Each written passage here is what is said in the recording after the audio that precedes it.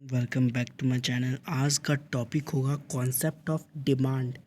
Demand होता क्या है? Demand for a commodity refers to the desire to buy a commodity.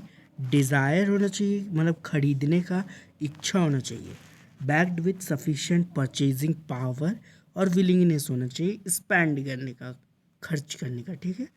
For example आपका हो सकता है to desire to have a car. You desire to have a car but you do not have enough money to buy it, then this desire will not be called demand. तो ये desire को demand नहीं कहा जाएगा। If it in spite of having enough money you do not want to spend it on car। और second situation में आपके पास पैसा है लेकिन आप उसको कार में स्पेंड नहीं करना चाहते, तो डिमांड ही एमर्ज नहीं होगा, डिमांड ही कंस्टिट्यूट नहीं होगा। The desire becomes demand only. Desire जो है वो डिमांड तभी होता है only when you are ready to spend money to buy a car.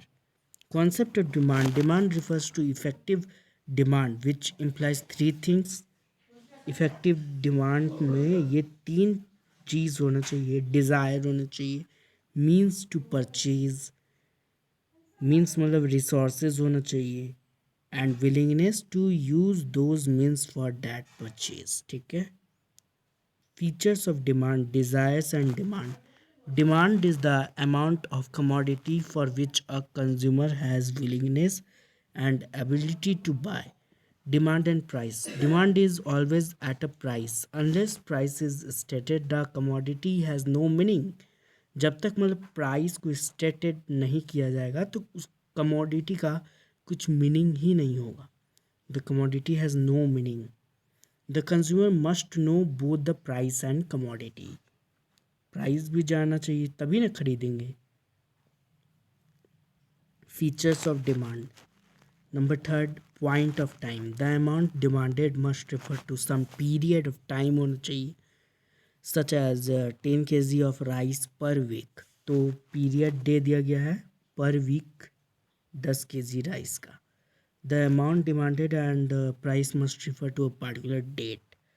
Then next, utility. Demand depend upon utility of a commodity. A consumer is rational. Consumer कैसा behave करता है? Rational behave करता है।